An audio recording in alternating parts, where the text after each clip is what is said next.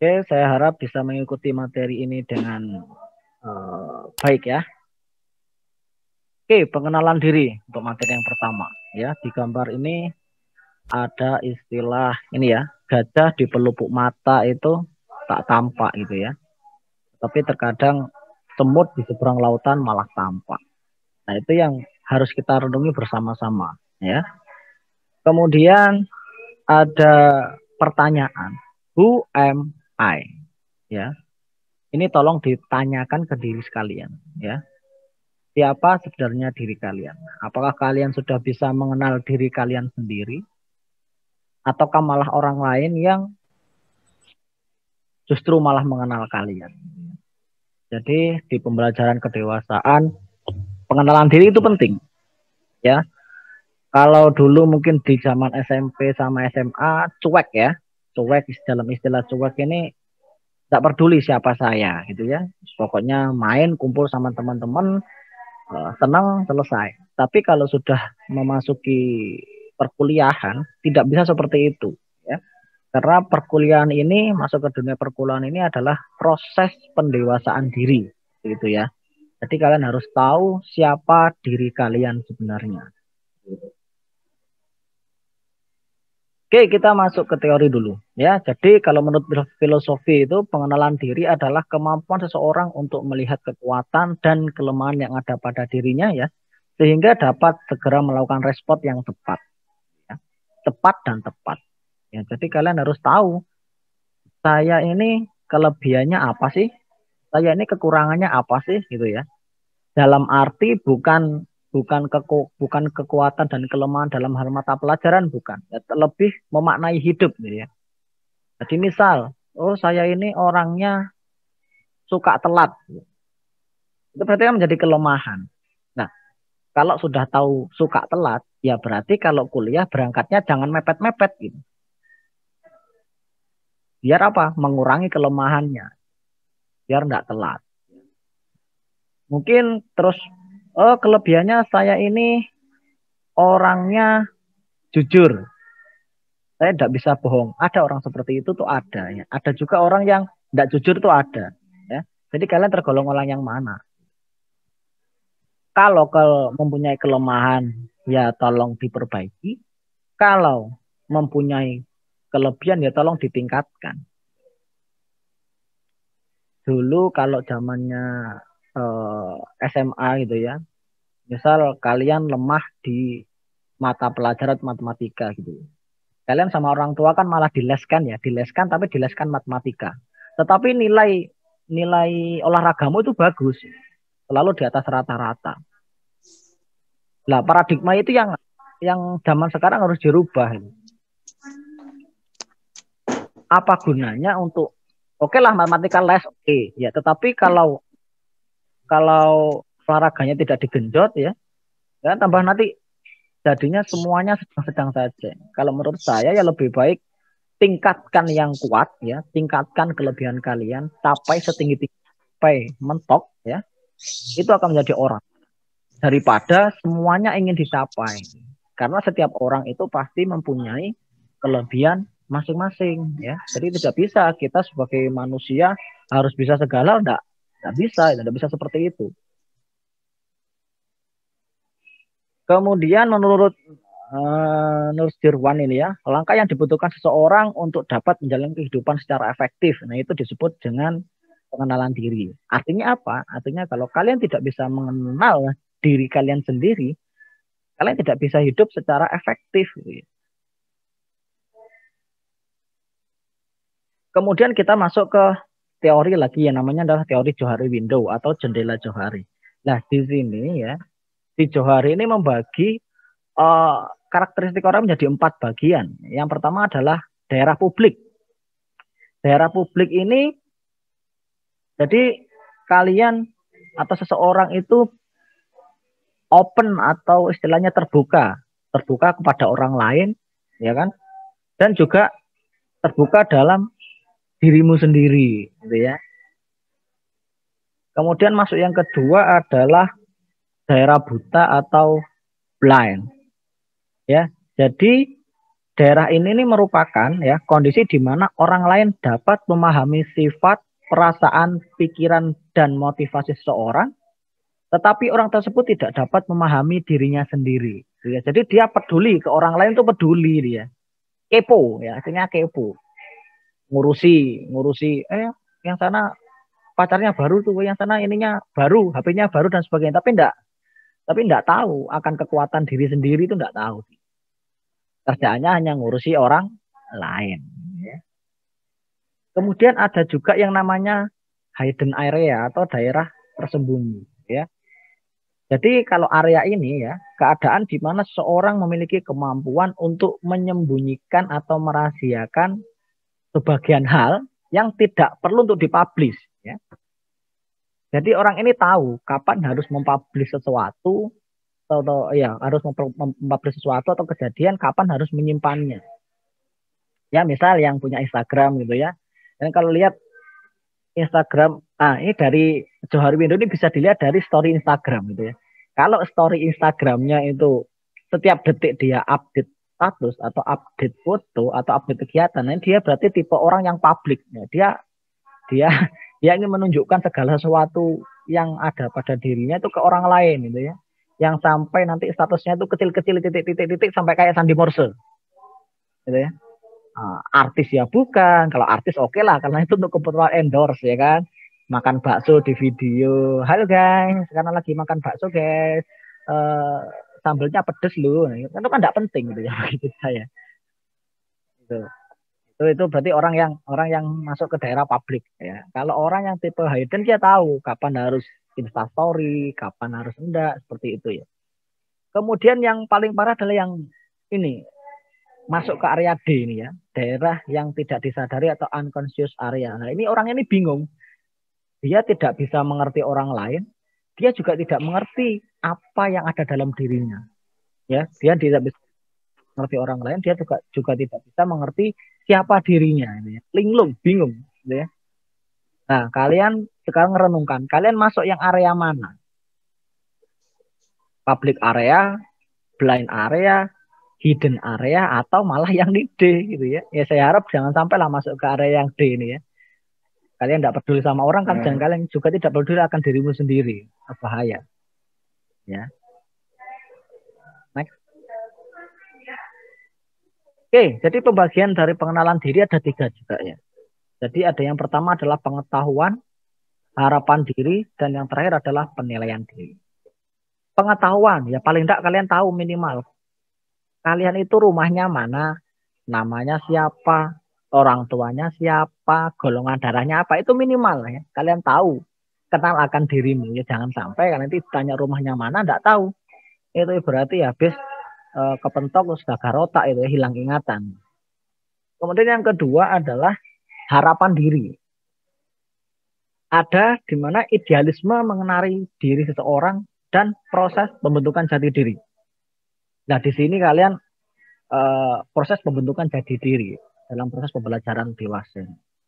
Kemudian yang terakhir adalah penilaian diri. Nah, kalian itu harus sudah bisa juga dalam tahap ini itu membandingkan nanti antara kondisimu yang saat ini sampai nanti ke depan itu mau gimana, arahnya mau gimana gitu. Apakah masih kayak arah SMA, sekolah, pulang sekolah main PS, nongkrong sama teman-teman, pulang, apakah cuma gitu toh itu? Kalian di sini harus bisa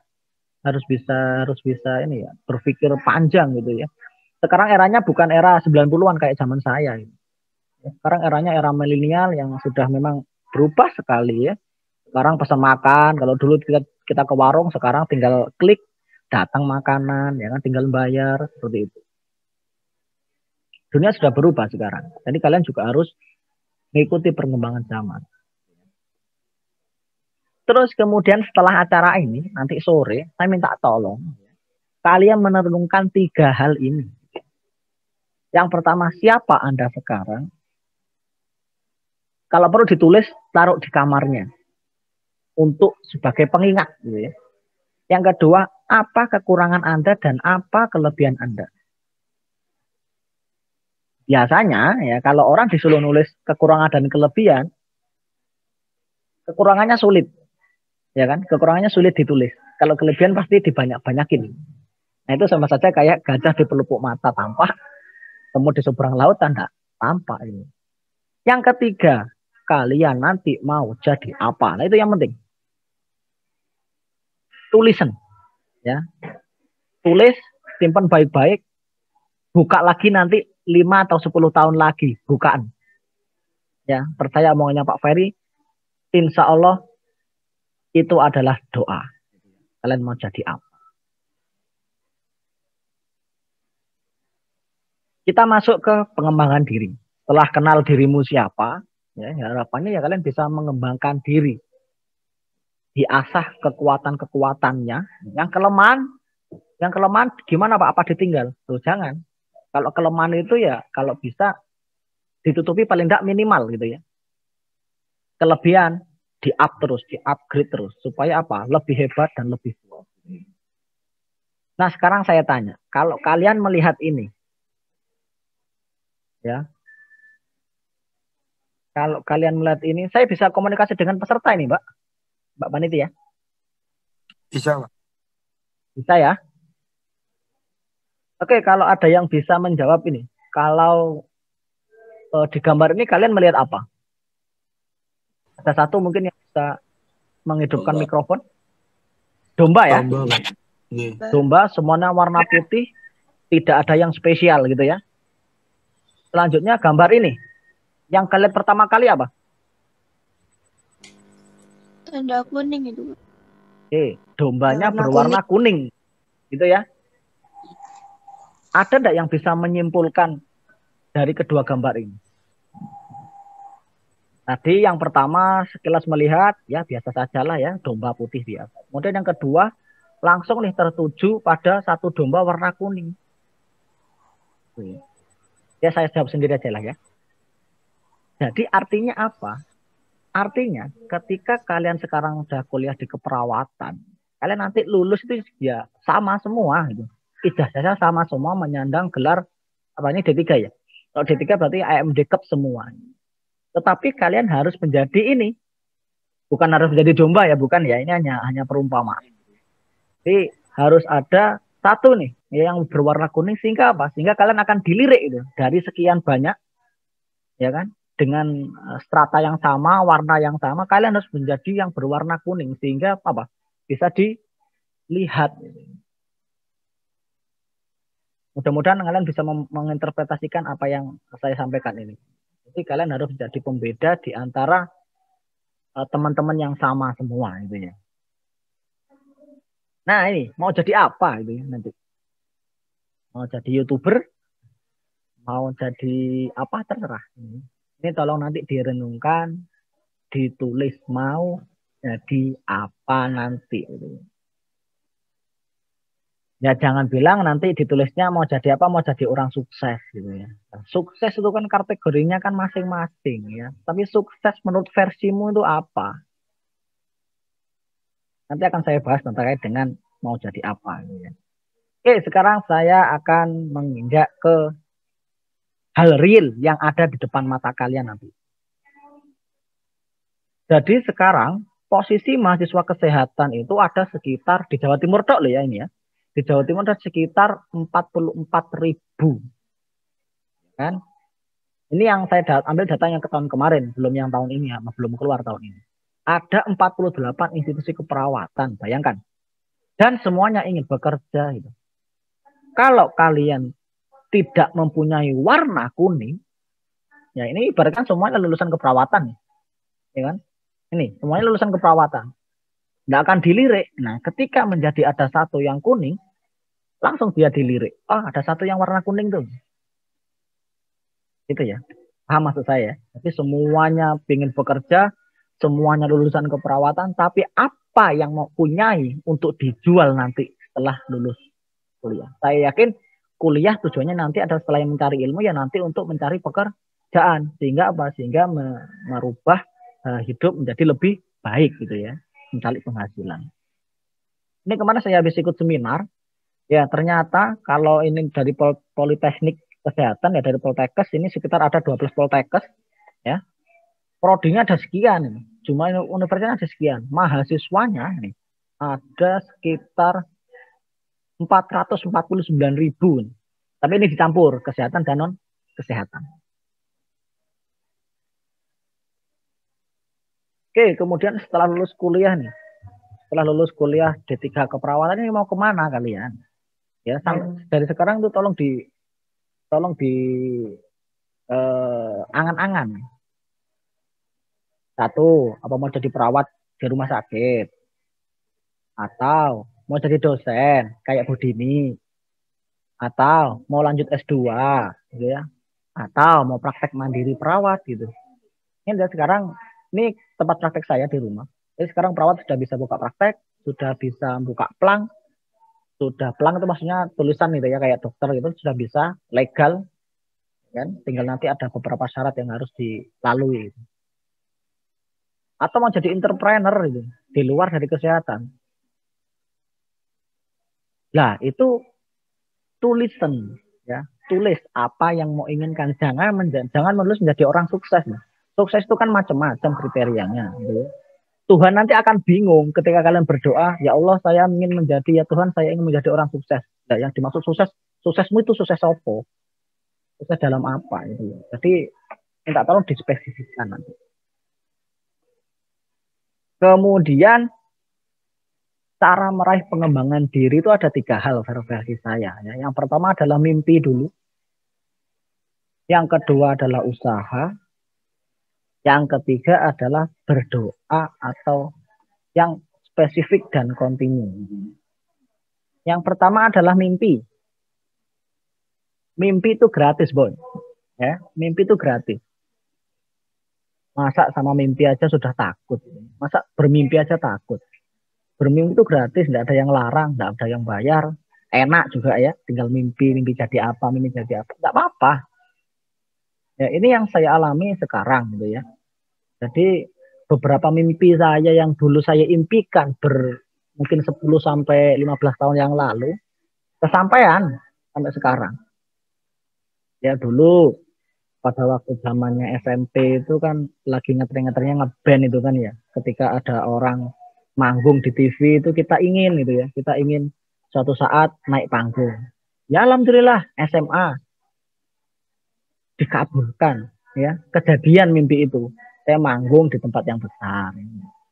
Kemudian mimpi dulu kalau lihat, ini kebetulan saya pas waktu di Australia. Mimpi dulu bisa jalan-jalan di luar negeri gratis. Ya, dulu tuh mimpi. Kan cuma mimpi enggak bayar. Ya alhamdulillah 2018 dicapai ya, kesampaian. Dicoret lagi mimpinya. Jadi mimpi itu enggak ada yang larang ya. Bermimpilah setinggi-tingginya. Kalau orang enggak punya mimpi, ya kalian hidup kayak tanpa kendaraan gitu. Bingung mau kemana. Kemudian usaha jelas ya. Kan tidak ada ceritanya orang tidur-tidur aja terus pergi ke Australia kan ya tidak ada. Orang tidur-tidur aja terus IPK-nya bagus, ya kalau tidak punya orang dalam ya tidak bisa. Gitu ya. Jadi harapannya usaha dan mimpi ini juga bebarengan. Gitu. Kemudian yang terakhir adalah berdoa. Berdoa yang spesifik, ya Allah ya Tuhan, kamu minta apa? Gitu. Saya ingat waktu saya bisa berangkat ke Australia ini, saya ingat waktu itu ya memang berdoa mudah-mudahan lolos ke Australia, mudah-mudahan lolos itu terus diulang-ulang sampai pengumuman keluar ya alhamdulillah dikabulkan. Ini ya, mimpi itu gratis. Kemudian doa ya teman-teman semua harus percaya akan keajaiban doa. Doa itu seperti kayuhan sepeda ya. Semakin sering kalian panjatkan, semakin sering kalian kayuh, maka akan semakin dekat. Tapi ingat, doanya yang spesifik, mintanya apa. Jangan nanti berdoa, ya Allah ya Tuhan, saya ingin menjadi orang sukses. Sukses dunia dan akhirat. Gitu. Nah, sukses versimu itu sukses yang mana? Gitu ya. Jadi tolong doanya nanti dispesifikkan. Misal mau ujian, ya doa nanti supaya ujiannya nilainya bagus semua, mendapatkan nilai B atau A yang biar tidak remedi. Itu contoh sederhana doa yang tidak spesifik, gitu. Yang spesifik. Dan berdoa ya jangan cuma sekali 2 kali gitu. Besok mau ujian, sekarang doa. Seperti ini ibaratnya ini ya. Semakin kalian sering mengayuh, semakin sering kalian panjatkan, ya mudah-mudahan nanti didengar sama Allah gitu. Kalau Allah sudah bilang tek, pasti akan kejadian. Kun fayakun pasti akan terjadi. Gitu ya. Jadi jangan khawatir. Kita masih punya Allah Tuhan. Oke, ini ada sedikit kata-kata dari saya ya.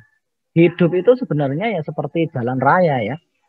Terkadang ada belokan, terkadang ada tanjakan, terkadang ada turunan, terkadang ada jalan yang berlubang, terkadang ada juga jalan yang beraspal halus, ya kan enak dibuat jalan, ada juga kadang jalan yang berkerikil, ada juga jalan lurus gitu ya.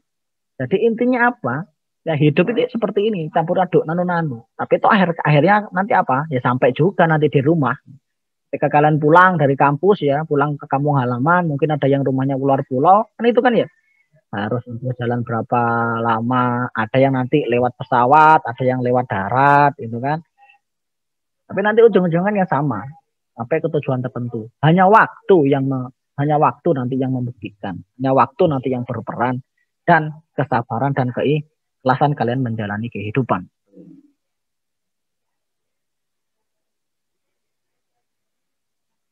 Kemudian saya sering sampaikan ke mahasiswa-mahasiswa saya, ingatlah mereka, ya. Bagi yang orang tuanya masih ada, ya lihatlah cermin betapa beratnya perjuangan beliau-beliau untuk menguliahkan kalian. Ya, apakah ada ya orang tua yang ketika kalian bilang, ya Bu, uang saya habis, ya kira-kira orang tua kalian pernah enggak bilang sebentar lagi saya enggak punya uang? Kan enggak pernah ya. Meskipun di dompetnya mereka itu tidak ada, pasti dia akan bilang oke, gitu kan? Enggak tahu nanti ngutang atau apa, enggak tahu. Ya, yang tahunya adalah mereka bisa membiayai kalian kuliah gitu ya. Jadi jangan sampai amanah yang diberikan kepada orang tuamu berupa SPP itu, uang SPP itu dikhianati, berdosa. Ya, banyak kejadian mahasiswa tuh yang saya harap tidak terjadi pada diri kalian ini. Sudah diberi uang SPP, sudah diberi uang saku, ngomongnya kuliah, ya kan? Ternyata pada waktu wisuda orang tuanya dihapusi, dibohongi, ya. Ternyata dia tidak wisuda, tidak bisa wisuda karena apa? Tidak pernah kuliah, gitu. Kan kasihan. Sudah berapa kali mengeluarkan uang berapa puluh juta gitu loh. Kalau sudah tidak niat kuliah ya mendingan kalau uangnya dibelikan sapi kan gitu ya, daripada orang tua susah payah gitu ya, orang tua kan susah payah. Jadi pelajaran ini apa? Ketika kalian di kuliah itu sudah mulai mau mutung, sudah mau mulai tidak ada semangat, ingatlah slide ini gitu ya. Ya mungkin di antara beberapa kalian ada yang orang tuanya diberi rezeki lebih, alhamdulillah. Tapi mungkin ada yang masih rezekinya kurang, ya. Itu juga mungkin ada. Jadi tolong diingatkan ini, gitu ya. Ketika sudah mulai semangat kendor, belajar kendor, tolong diingat. Lihat saya ini ya. Sehingga nanti bisa menjadi suntikan semangat, gitu ya. Apalagi yang orang tuanya sudah mungkin ada yang sudah diambil duluan, gitu, itu tambah mengena biasanya. Saya seperti itu. Saya dulu kalau lagi apa istilahnya, saya dulu kuliah S2 itu kan sambil bekerja, jadi saya riwa-riwi Malang Jember itu tiap minggu sampai 2 tahun.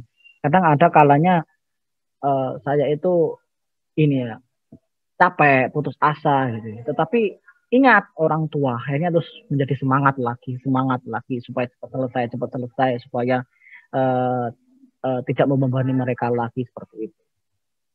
Jadi itu yang mudah-mudahan bisa kalian ambil itu ya. Ingatlah orang tua. Kemudian setelah pengembangan diri kita masuk ke materi keterampilan komunikasi. Nah, ini penting dibangun oleh mahasiswa, gitu ya. Nanti bekal untuk bekerja, gitu. Ya. Saya bicara teori dulu, ya. Komunikasi adalah sebuah proses penciptaan arti terhadap gagasan atau ide yang disampaikan. Ya. Kemudian nanti unsur komunikasinya ada pengirim atau pembawa pesan atau komunikator, disampaikan isi pesannya apa, terus juga ada yang menerima, ya. Kemudian ada media yang disalurkan. Ketika kalian ngomong sendiri, ya, itu namanya bukan berkomunikasi. Ya. Ada pesan, tapi tidak ada yang mau disampaikan ke siapa, medianya apa, tidak ada. Bukan komunikasi namanya. Ngobrol sama teman, ngobrol sama dosen, itu memang komunikasi. Kemudian kalau komunikasi dalam keperawatan, kalau nanti kalian terjun di dunia kerja, ada dua jenis komunikasi. Ya, ada komunikasi verbal dan ada komunikasi non verbal gitu. Kalau komunikasi non verbal, kalau verbal ya sudah tahu ya lewat ngobrol biasa gitu ya sama temennya atau pas operan dinas gitu. Kalau komunikasi non verbal, contohnya adalah nanti menulis yang namanya les atau rekam medis. Ya, jadi menulis rekam medis itu disebut dengan komunikasi non verbal. Kalian mengkomunikasikan antara perawat yang shift pagi ke yang shift sore gitu ya. Jadi itu saling berkomunikasi melalui itu tulisan.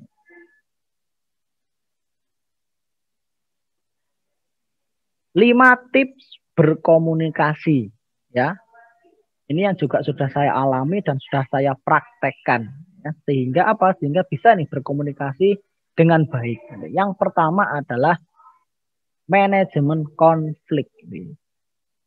Dalam kehidupan itu kita tidak bisa atau kita tidak pernah bisa lepas dari yang namanya konflik. Pasti ada aja.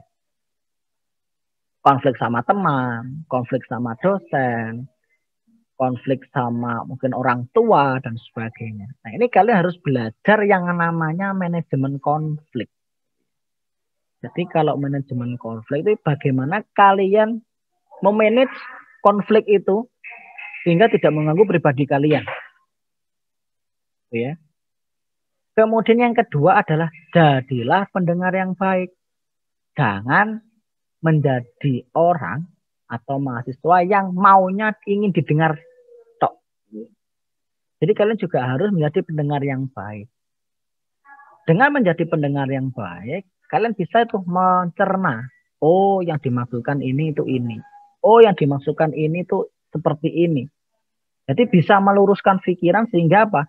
Respon yang dikeluarkan itu positif. Gitu. Kemudian cerdas dalam menghadapi perbedaan pendapat. Nah ini juga penting gitu ya. Jadi jangan sampai nanti kalian menangnya sendiri gitu ya. Nah di sini harus menahan ego ya. Bagaimana sih menghargai kalau ada teman berpendapat itu bagaimana kita diam dulu didengarkan. Oh maksudnya ini, oh ini pendapatnya bagus nih gitu ya. Oh ini pendapatnya bagus. Oh saya mau menambahkan, meneruskan pendapatnya itu kan juga bagus daripada kalian ngobrol sendiri. Dengan kalian merasa menang sendiri, merasa benar sendiri, ternyata keliru. Nah, itu tambah malu. Ya, harus bisa menghadapi perbedaan pendapat. Kemudian yang selanjutnya adalah menghadapi kritikan gitu ya. Jadi jadilah orang yang suka dikritik. Kalau saya suka dikritik, ya saya selalu menyampaikan kalau ada kekurangan di saya, tolong ceritakan langsung di depan saya, jangan lewat belakang gitu. Maksudnya jalan belakang itu rasan-rasan gitu ya.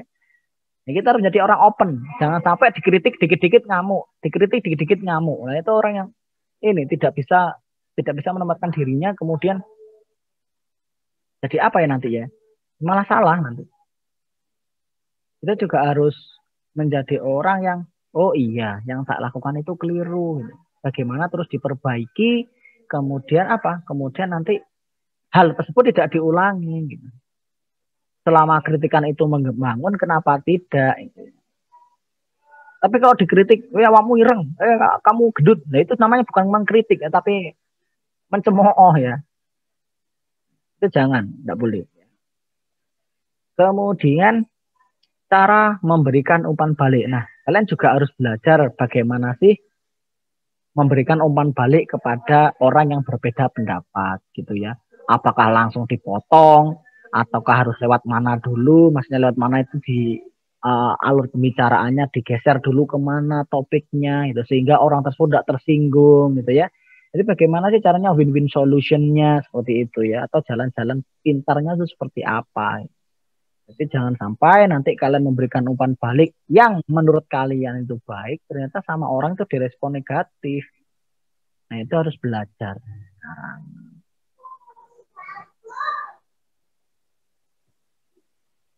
kemudian di mana sih kalian bisa mendapatkan hal semua yang di atas tadi? Di mana? Mulai belajar komunikasi, belajar pengenalan diri, belajar pengembangan kepribadian itu di mana kalau pas kuliah itu. Karena kalau ini tidak bisa diajarkan di kuliah itu nggak bisa seperti ini. Ya, jadi kalian harus belajar sendiri melalui apa? Ya ini ikut organisasi, gitu ya. Jadi saya berpesan betul sama adik-adik mahasiswa karena saya dulu orang organisasi.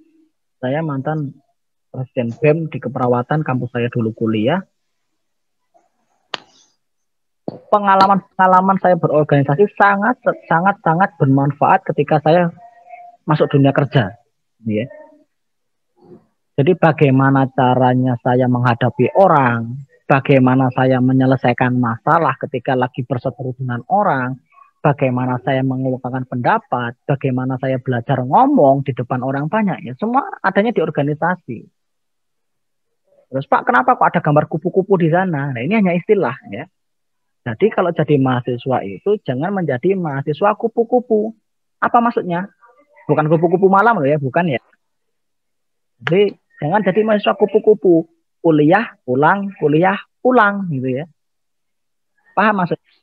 Ya, jadi ya besok kuliah terus pulang, besok kuliah lagi pulang lagi. Nah, kalau jadi mahasiswa kupu-kupu, hal yang di atas tadi itu susah mendapatkannya gitu, kalau tidak di organisasi.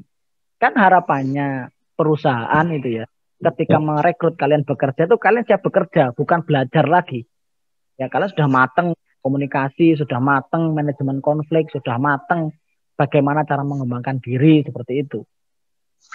Jadi menurut saya tidak ada ruginya ikut organisasi. Organisasi apapun di kampus kalian, cobalah ikut.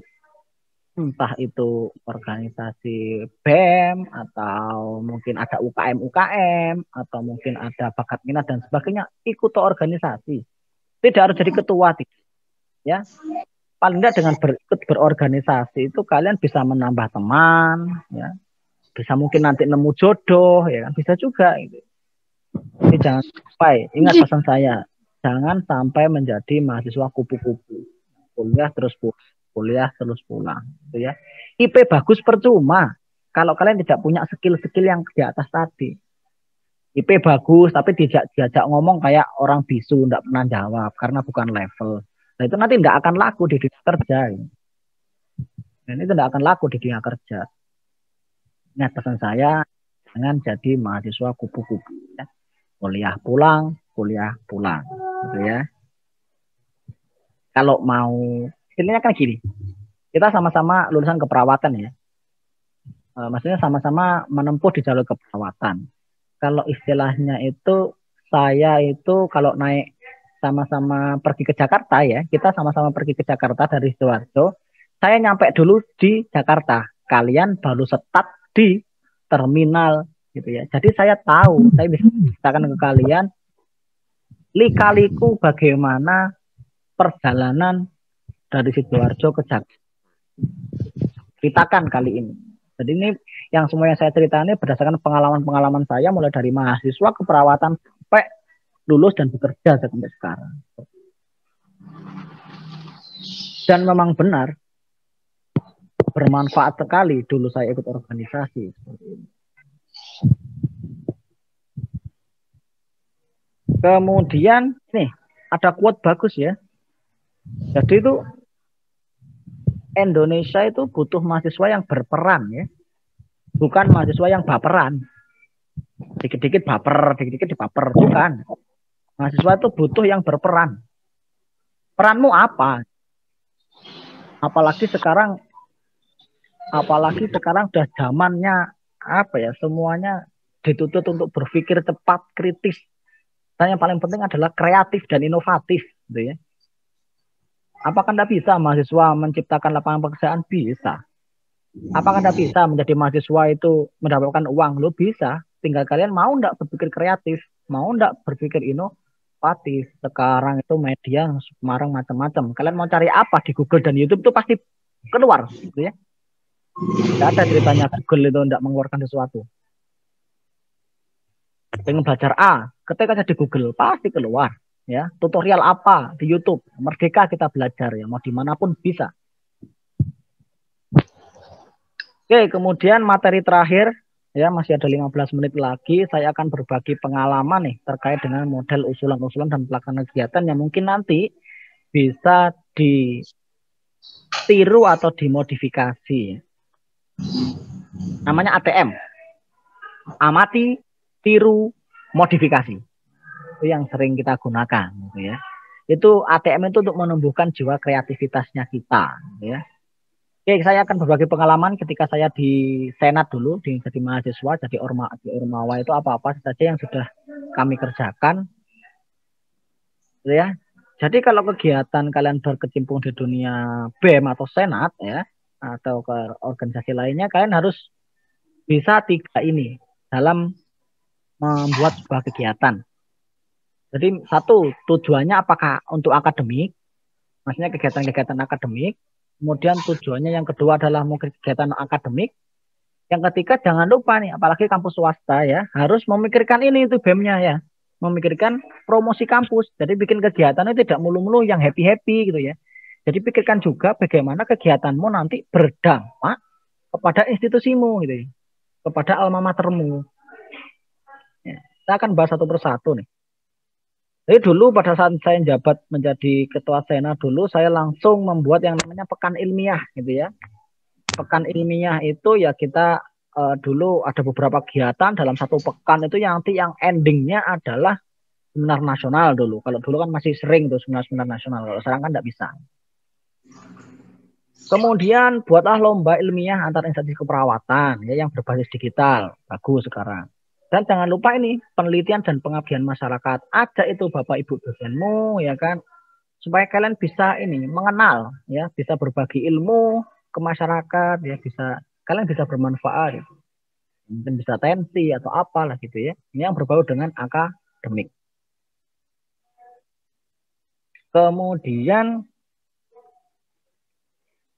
dulu kami juga memikirkan kegiatan akademik yang tujuannya apa sih? Ya tujuannya kan kalau kita dulu kuliah sering kuliah ya kan pusing ya kan. Akhirnya kita yuklah kita refreshing, kita buat acara yang istilahnya melepas penat gitu ya. Kita sekarang dulu kita gongnya adalah nih Nur Sing Song ya, yang dulu kegiatan ini belum ada sama sekali.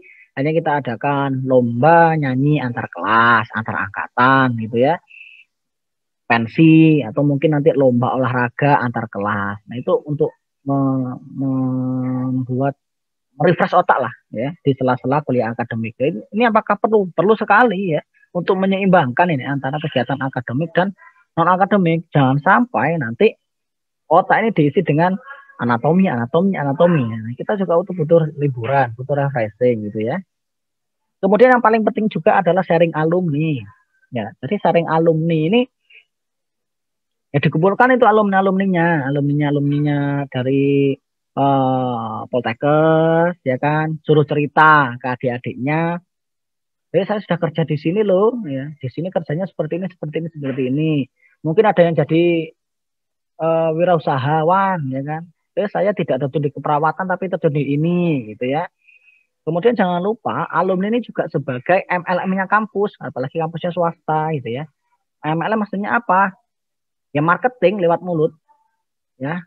Kuliah di Poltekkes, Kota Cendekia, di sana enak gini. Nah gitu kan. Makin banyak nih yang minat ke kampus seperti itu ya. Kemudian jangan lupa juga promosi ya, buatlah kegiatan yang impact-nya nanti juga ke institusi kalian ya, sehingga menambah mahasiswa yang bisa masuk ya. Kampusnya dibantulah promosi seperti itu ya. Ya bisa lomba antar SMA ya kan.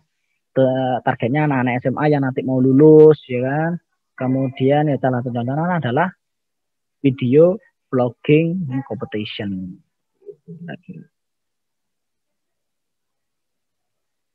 Oke, mungkin sekian dari saya ya. Ini beberapa kontak saya kalau ada yang ingin menghubungi. Kebetulan saya juga sekarang lagi mengembangkan wirausaha di bidang keperawatan. Di rumah ada buka perawatan luka ya kan, dan praktek mandiri perawat yang nanti harapannya tadi itu menjadi yang kuning tadi ya, yang domba yang kuning tadi. Ya, jadi harapannya ketika kalian keluar dari keperawatan itu kalian mempunyai skill yang bisa dijual di masyarakat. Oke, sekian dari saya. Sekian panitia. Mungkin ada tanya jawabnya? Ya baik, demikian penyampaian materi yang disampaikan oleh Pak Ferry. Selanjutnya kita masuk pada sesi tanya jawab. Jadi bagi peserta yang ingin bertanya, saya persilakan.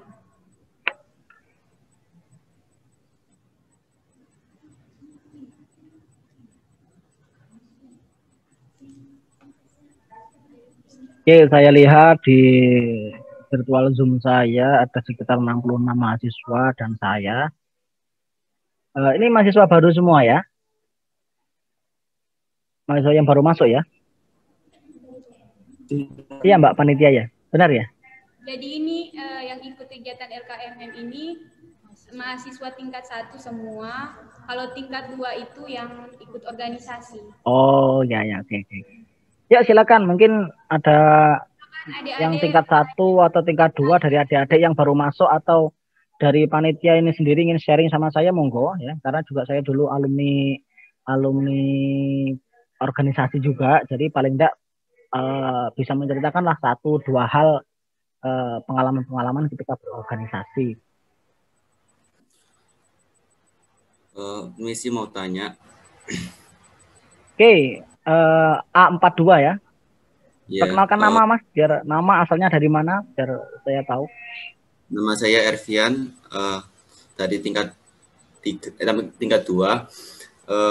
Mau tanya pengalaman yang sampai dapat dari ikut organisasi itu apa, Mas? Oke. Saya ambil satu contoh saja ya. Saya ambil satu contoh.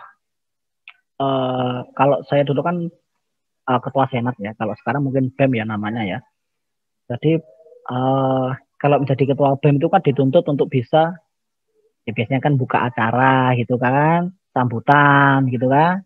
Nah itu saya belajar ngomong pertama kali di hadapan orang banyak ya pada waktu saat saya di BEM gitu ya. Jadi pas saya kemarin keterima pelatihan di Australia, dan notabene itu kami itu, jadi satu Indonesia diambil 26. Ya, kebetulan saya yang beruntung dari Jember. Kita berangkat di Australia, kita ke sana ketemu sama orang-orang Kementerian Kesehatan. Ketika kita sambutan, kita berbicara di depan, sudah tidak ada kagok lagi gitu. Nah, itu yang dibangun. Beda halnya sama teman-teman yang dari kuliah nggak pernah presentasi ya. Kalau suruh presentasi selalu malu di belakang. Lah nanti kalau di dunia kerja, kalau pas kalian ditunjuk untuk ngomong sesuatu di depan orang banyak, kalau nggak belajar mulai dari sekarang, dari mana gitu. Sekarang itu kan yang di depan kalian ada teman-temanmu sendiri ya. Belajarlah kalian ngomong gitu. Jadi saya dulu juga paling senang kalau ditunjuk untuk presentasi gitu. Ya meskipun dredeg, ya dredeg memang, tapi seiring berjalannya waktu, dredeg itu akan hilang sendiri, nervous itu akan hilang sendiri. Oh di sini ada yang ini ya, bukan, mungkin ada yang dari luar Jawa yang nggak tahu. Saya biasanya juga campur bahasa Jawa nih. Kalau nggak tahu nanti ada subtitle ya di bawah ya. Jadi gitu ya Mas ya. Jadi itu salah satu contoh simpel, salah satu contoh kecilnya berbicara di depan orang. Gitu ya. Terus juga lagi ada ini. Yang kedua adalah manajemen waktu. Dulu saya berorganisasi itu kerjaannya ya pulang kuliah kan rapat, ada kegiatan, pulang malam. Sedangkan tugas akademik saya juga masih ada yang harus dikerjakan. Nah, dari situ saya tuh belajar bagaimana saya memanage waktu. Ya, jadi itu di otak tuh berpikir, jam sekian saya rapat, jam sekian nanti saya harus pulang, harus menyelesaikan tugas. yang harus besok dikumpulkan, tugas-tugas saya apa saja. Nah, dari situ saya belajar memanage pekerjaan-pekerjaan, kapan harus diselesaikan, bagaimana pekerjaan itu terselesaikan. Nah, itu saya belajar di situ. Ya buktinya alhamdulillah ketika dikumpulkan tugas malah tugas saya yang dicontoh. Padahal mereka yang teman-teman saya tidak ikut organisasi gitu. Jadi belajar memanage waktu itu juga bisa di organisasi. Ya biasanya teman-teman saya yang tidak ikut organisasi itu gini, besok aja ngerjakan, besok aja. Akhirnya apa? Tidak dikerjakan akhirnya. Akhirnya nyontoh punya teman. Itu bukan untuk orang lain, tapi untuk dirimu sendiri. Belajar-belajar seperti itu tuh untuk nanti. Percaya omongnya Pak Ferry, nanti akan kalian dapat ketika kalian sudah lulus dan terjun di dunia kerja. Kalau mungkin kalau saat sekarang 3 tahun kuliah tidak akan berdampak langsung gitu ya. Nanti pengalaman-pengalaman ini tapi ya dulu saya pernah nih seperti ini. Oh ya dulu saya pernah menghadapi kalau teman lagi tengkar itu seperti ini. Seperti itu bisa digunakan nanti. Itu ya Mas ya. Oke, mungkin yang tingkat 1 ingin sharing atau ingin tanya. Sekarang saya gantian yang tanya ya. Kalau tidak ada yang tanya, saya yang tanya. Ini dari yang tingkat 2 juga boleh jawab ya. Dari 65 peserta ini. Yang masuk di ini perawatan semua ya jurusannya ya? Iya. Nah, oke. Saya ingin tanya 65 peserta ini ya. Siapa yang nyuruh kalian masuk di keperawatan? Tidak ada, Pak. Apakah ada 3 pilihan nih biasanya? Yang pertama, atas naluri diri sendiri, saya pengen jadi perawat gitu ya. Yang pertama itu biasanya. Yang kedua, apakah dipaksa orang tua? Yang ketiga, apakah sudah tes di mana fakultas lain tidak masuk, akhirnya masuknya cuma di keperawatan. Nah, kalian pilih di mana nih dari ketiga ini? Saya oleh diri sendiri, Pak. Nah, ada yang masuk diri sendiri. Ada enggak yang dipaksa orang tua? Tidak apa-apa, sharing aja. Kalau saya golongan yang ketiga. Enggak masuk FK, ya sama-sama kesehatan, keperawatan aja lah itu. Saya yang golongan 3 saya. Saya golongan 3. Ada yang golongan 3. Mau ingin fakultas mana Mas dulu Mas? Dulu sih UNER Mas. Maksudnya jurusan keperawatan juga?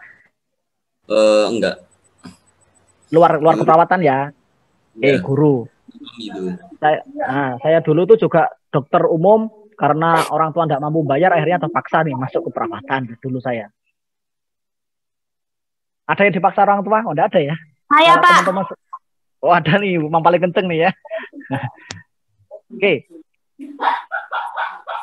Nah, saya bisa menggambarkan pasti nih ya, pasti mahasiswa masuk ke perawatan ada 3 hal ini, ada 3 golongan lah istilahnya, ada tiga golongan tadi. Yang pertama atas nulari sendiri, yang kedua dipaksa orang tua, yang ketiga salah jurusan atau sudah tidak diterima di mana-mana adanya di keperawatan. Itu biasanya mahasiswa itu 3 ini.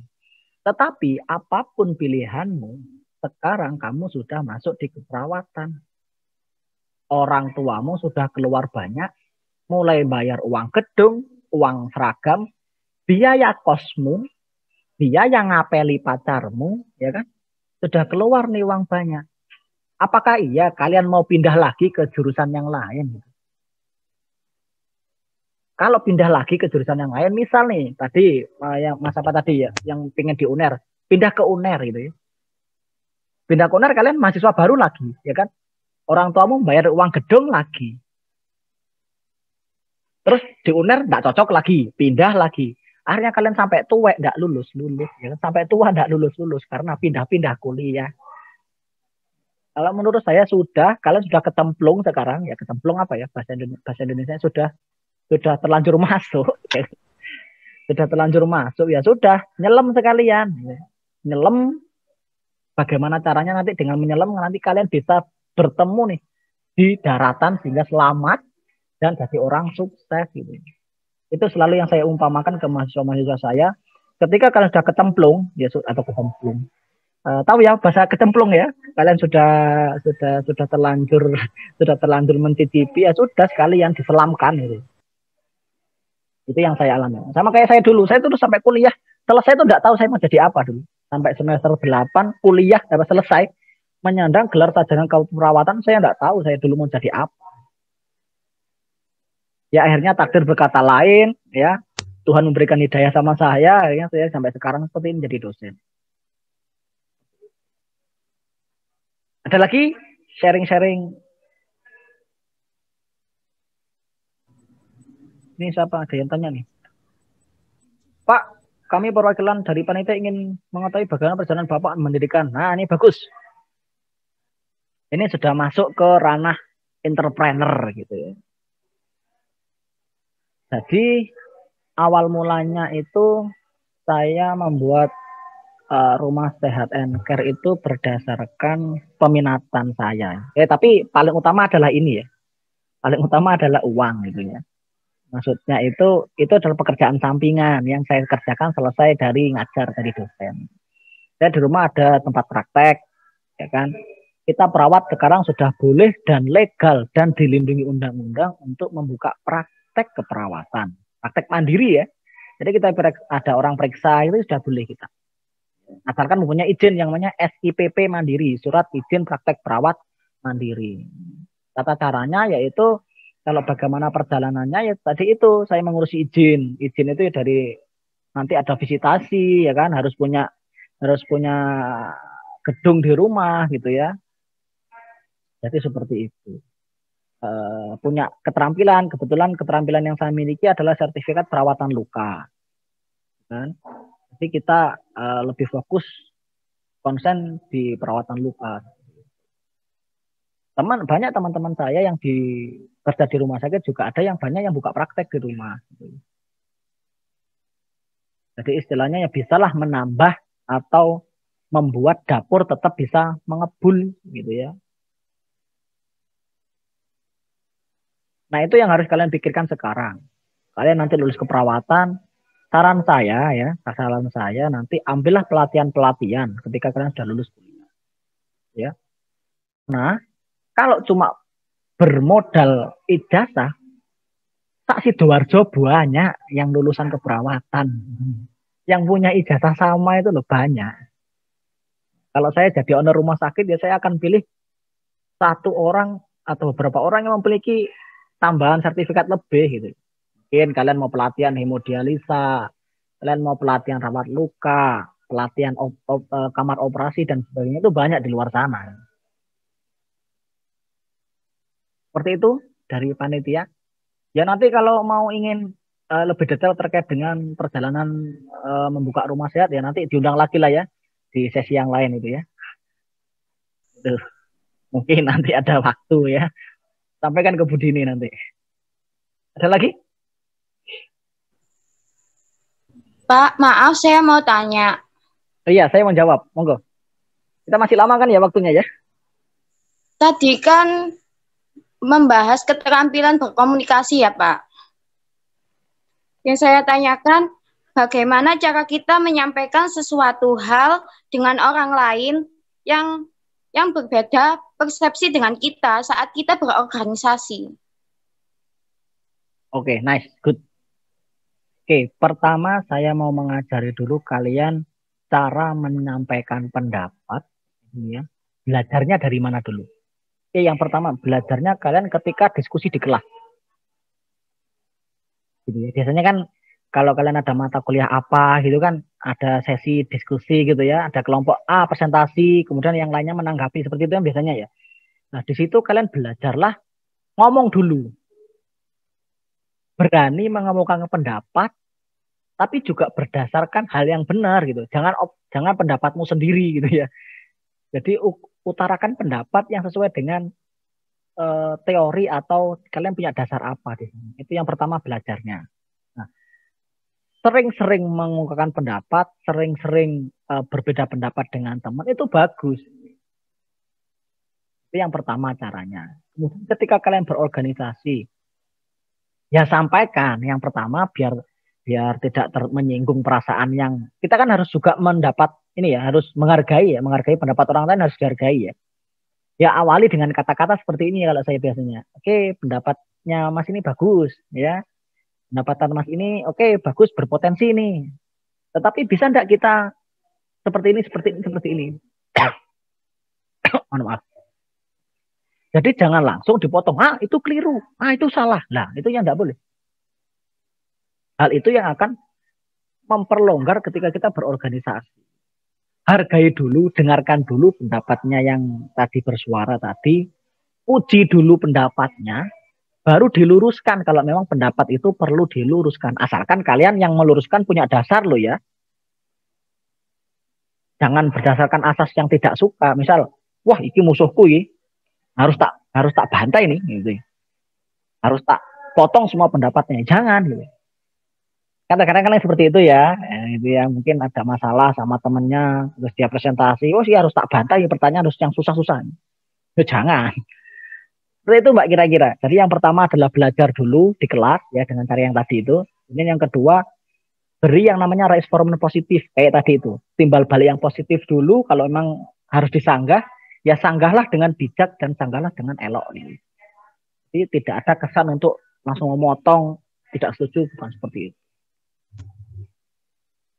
Seperti itu Mbak kira-kira tipsnya ya ketika berbeda pendapat dengan orang lain. Terima kasih, Pak.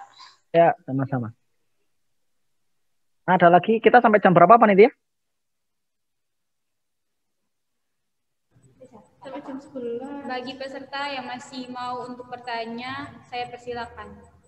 Ya, silakan. Masih lama juga, waktu Jumatan juga masih lama. Kita sharing-sharing saja ya. Anggap saja lah saya kakak kelas kalian. Aduh.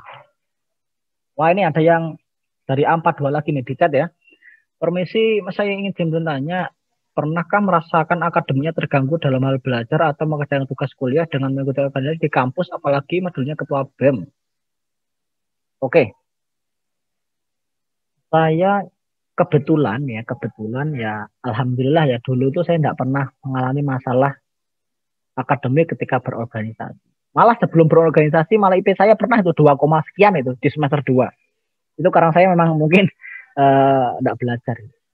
Tapi dengan ikut organisasi, entah kenapa tanggung jawab diri itu lebih daripada saya dulu tidak di organisasi.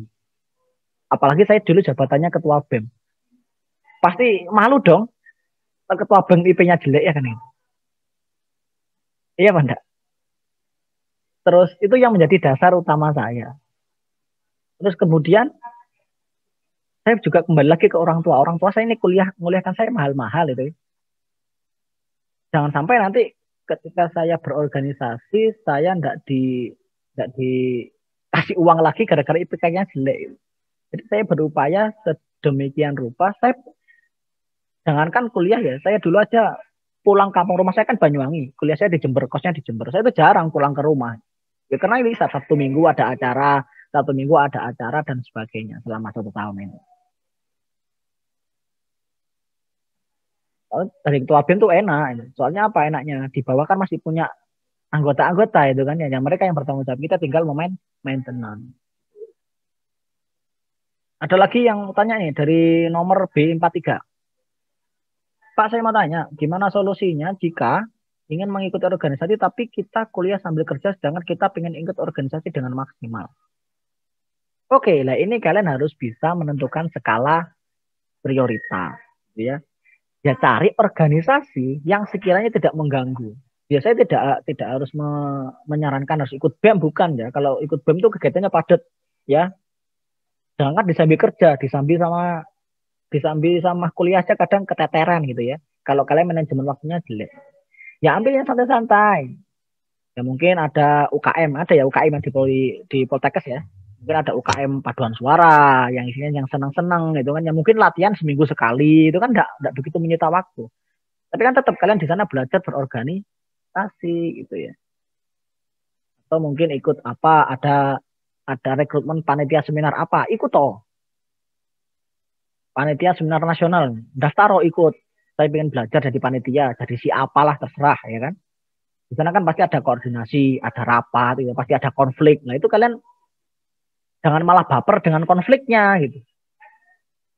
Kalian belajar dari konflik itu cara menyelesaikannya gimana, ambilin caranya. Jangan malah baper, nanti malah tidak sapa-sapaan sama temenmu yang tidak sependapat ya jangan. Jadi itu Mbak kira Mbak Pemas ini saya enggak tahu B43. Ya, tadi seperti itu ya. Izin bertanya, cara dulu Masnya menentukan pilihan ketika setelah lulus kuliah. Oh ya, oke. Ini kebetulan saya ceritakan saya sebenarnya S1 dulu ya. Jadi saya nempunya S1. Kalau S1 itu kan harus ada profesi ya waktu itu. Jadi saya itu saking tidak sukanya di keperawatan, saya dulu setelah lulus kuliah itu saya enggak kerja di rumah sakit, enggak. Saya dulu jualan obat setelah menyandang gelar S.Kep itu. Jadi teman-teman saya itu langsung lanjut profesi setahun. Saya break waktu itu, bekerja di salah satu perusahaan farmasi terbesar di Indonesia. Gajinya lumayan. Bahkan dibilang lebih ya lebih. Saya waktu itu dapat gaji, dapat uang kos, dapat uang makan, dapat uang parkir, dapat uang bensin. Nah, bayangkan. Semuanya sudah ditanggung, ya kan?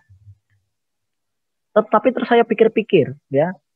Sepertinya itu hidayah mulai turun di saya. Ketika suatu malam, tidak tahu kenapa otak ini tiba-tiba, berarti saya kalau kerja seperti ini, karena kerjaan saya tidak ketemu sama pasien, enggak. Cuma ke apotik, ya, ngunjungi dokter, ngobrol-ngobrol, gitulah cuma. Ya. Ini kok kayaknya saya kuliah 4 tahun kok enggak ada gunanya ya. Kan kuliah saya di keperawatan itu kan merawat pasien, ya kan. Ya, istilahnya ya berhubungan dengan keperawatan dan kesehatan lah. Ini kok tambah di luar ya.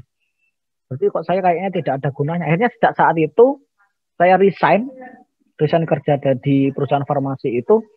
Kemudian saya daftarlah profesi di kampus saya. Ya sering berjalan waktu, kemudian ada nyoba-nyoba iseng masuk S2-nya di UB, di Brawijaya. Alhamdulillah keterima. Ya saya pikir ini jalan saya sudah. Ya sudah saya terus berkiprah di dunia pendidikan. Nah, biasanya kan kalau kita di keperawatan ada 2 ya. Oh, ada 3 lah, ada 3 jalan. Yang pertama di klinik, di pendidikan, atau yang ketiga adalah di luar keperawatan atau jadi bisnismen atau entrepreneur. Seperti itu. Jadi seperti itulah pilihan saya ya. Yang itu tidak lepas dari yang namanya takdir ya. Dan dari dulu saya memang pingin kerja di kantor dulu itu. Cita-cita saya itu seperti itu. Tapi kantor mana kan tidak jelas waktu itu. Saya mimpinya belum spesifik. Akhirnya karena berhubung saya juga dari keluarga guru, yalah saya ingin berkiprah di sama-sama mengajar. Kemudian ada masuk lagi nih, Pak mau tanya, pada saat mengikuti organisasi pastinya kan ada konflik-konflik tertentu. Bagaimana cara mengatasi konflik tersebut dengan bijak? Ya tergantung konfliknya itu masalah apa. Kalau konfliknya organisasi itu masih dalam tatanan organisasi, maksudnya tidak mengecat secara personal, kira-kira sangat mudah sekali diselesaikan ya. Ini kalau cara saya ya. Kalau cara saya itu, saya orangnya itu tidak suka diomongin di belakang, gitu ya. Jadi kalau ada masalah, saya langsung datang ke orangnya. Saya langsung sampai orangnya. Kita klarifikasi dulu.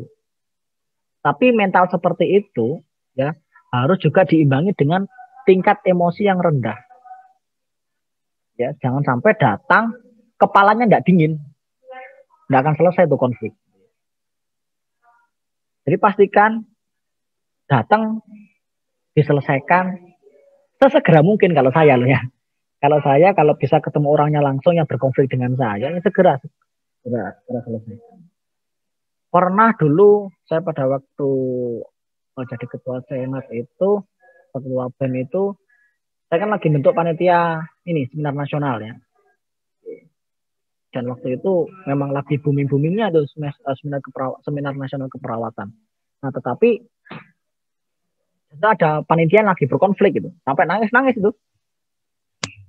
Ya akhirnya saya sebagai ketua ya mau tidak mau kita diajak ketemu tuh semuanya. Nah kita sebagai penengah ya kan, kita sebagai penengah itu tidak boleh membela A, tidak boleh membela B gitu ya. Kita harus cari jalan tengah. Dengarkan dulu satunya, dengarkan dulu satunya. Oh, ternyata masalahnya ini gitu ya. Carilah jalan tengahnya. Seperti itu kira-kira cara mengatasi konflik. Ya. Baik, Pak. Terima kasih. Oke. Ada lagi yang mau bertanya?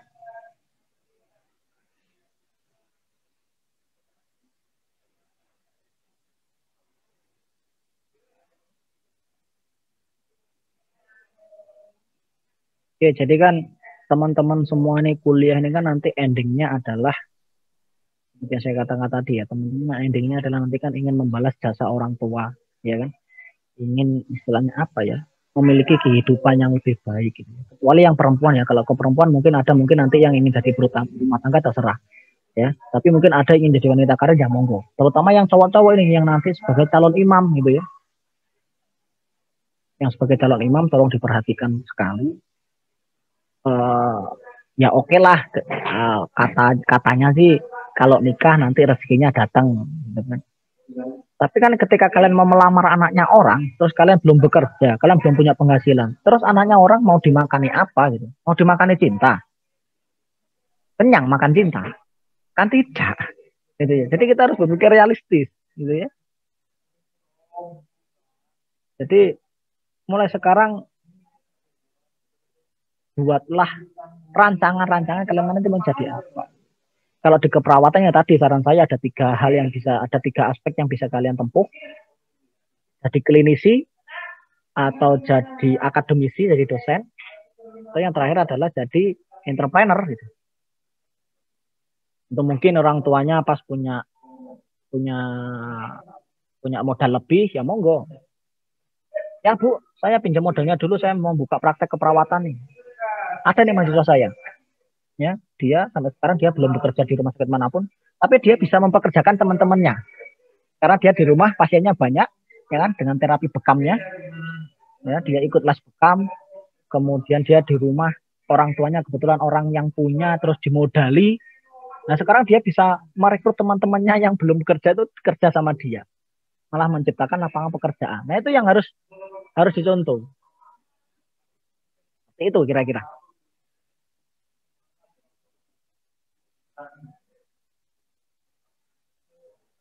Ada lagi?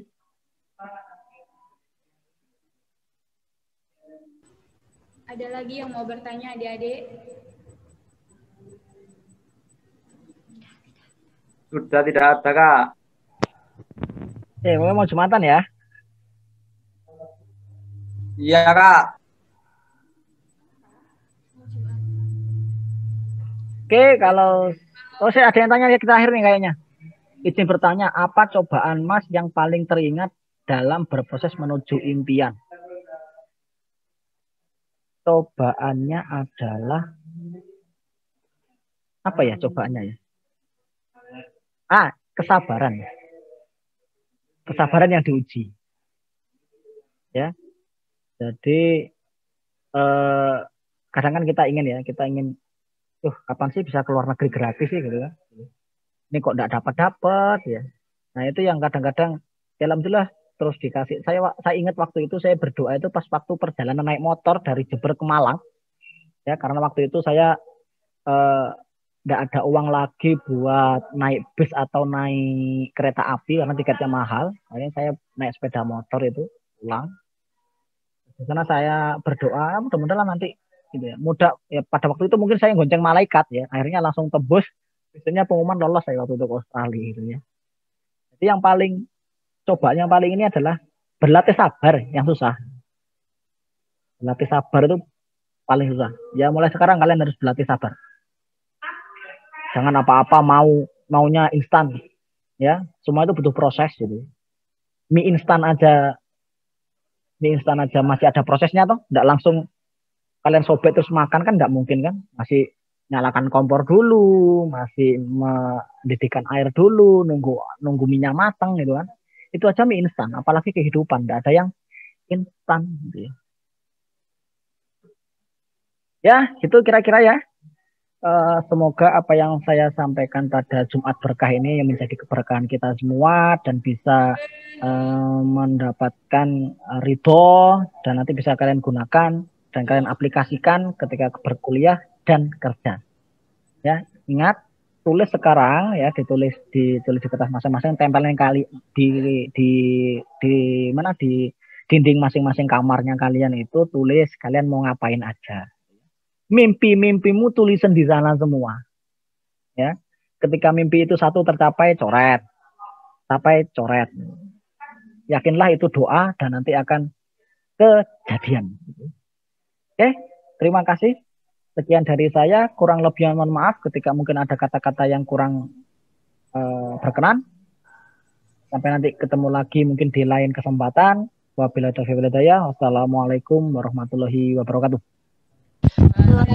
Waalaikumsalam warahmatullahi wabarakatuh. Waalaikumsalam. Demikian penyampaian materi yang disampaikan oleh fasilitator kedua kita, Pak Ferry.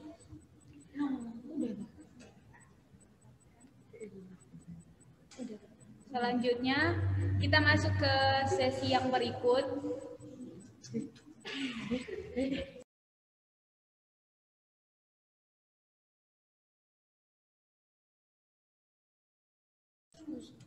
Kami dari panitia mengucapkan banyak terima kasih kepada Pak Ferry yang telah berbagi pengalaman dan menyampaikan materi bagi kita di hari ini. Semoga materi yang disampaikan oleh Pak Ferry itu bisa kita jadikan sebagai motivasi dan pedoman untuk melanjutkan karya-karya kita ke depannya. Untuk itu tidak mengurangi rasa hormat kami sebagai panitia. Kami persilakan Pak Ferry untuk meninggalkan meeting. Terima kasih, Pak. Sama-sama, saya izin live ya. Thank you. Iya, Pak.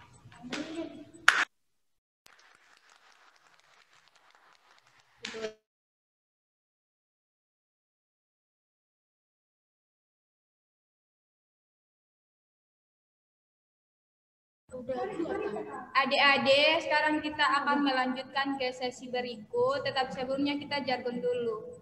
Soalnya ini kakak lihat adik-adik udah lemas, ngantuk, bosan. Kita jargon dulu ya. Iya, Kak. Nana, ayolah. Kurang jelas Kak ngomongnya.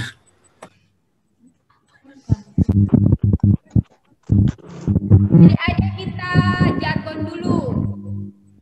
Jangan lupa speakernya itu diaktifkan. LKMM Kerta Cendekia 2020.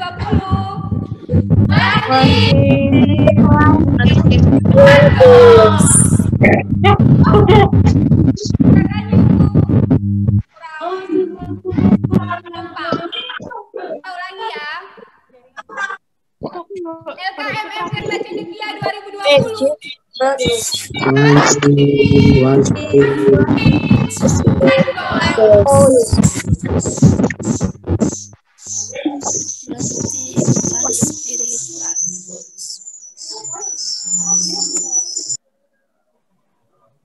Dan ke sesi selanjutnya yaitu perekrutan Ormawa. Yaitu di sini kami dari panitia mau menyampaikan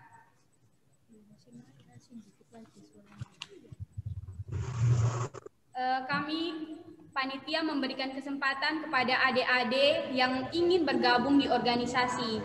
Jadi organisasi kita itu ada 3, BEM, DLM, dan KSR. Jadi bagi adik-adik yang mau dan ingin bergabung, itu bisa menghubungi panitia.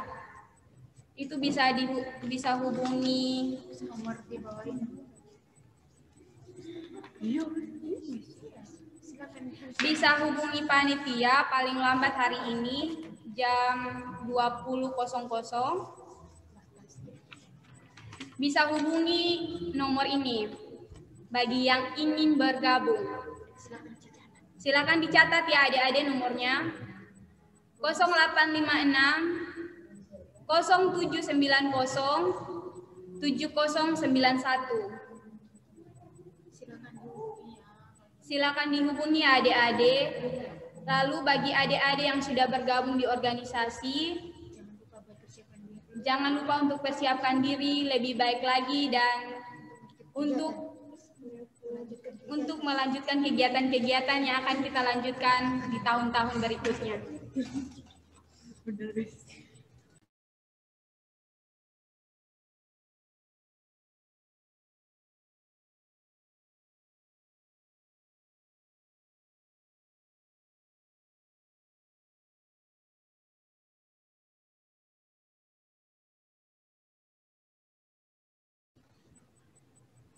Baik adik-adik, demikian kegiatan kita di hari ini, di hari pertama ini. Terima kasih kepada peserta LKMM yang telah mengikuti kegiatan di hari ini. Semoga materi yang telah disampaikan bermanfaat bagi kita semua. Mungkin sekian untuk kegiatan hari ini. Saya sebagai MC, mohon maaf apabila ada salah kata. Dan kepada peserta dipersilakan untuk meninggalkan meeting. Terima kasih. Sama-sama. Terima kasih, Kak. Terima Terima kasih. kasih. Thank you.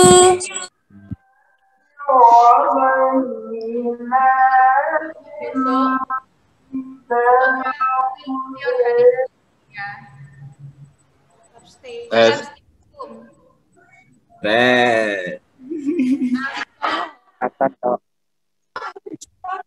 Ingat, ingat. Rame tok Jumat ngono lho. Anto, ayo Anto nak. Ayo Elvian Anto nggak boleh Jumat. nakal ya. Anto nggak boleh nakal. No. Tuman Elvian. Walan si Walan. Yo, cara untuk keren titik kan lho. Kan 90. Sholat Jumat. Ayo sing lanang. Jumatan ya. Assalamualaikum. Atas. Ya, Jumatan nanti ya. Dan 3. 93. Waduh, ngeri aku. Jumatan hari. Jumatan hari iki lho. Aku Jumatan aku. Apa? Ya lihat. Ikon rame ae, Fik. Kamu hari lagi. Soalnya tadi kamu kan tidur kan. Ini persiapan deh Jumatan bareng ngono kuliah maneng. Mari arek. Pedot aku mau. Nyebal. Calon.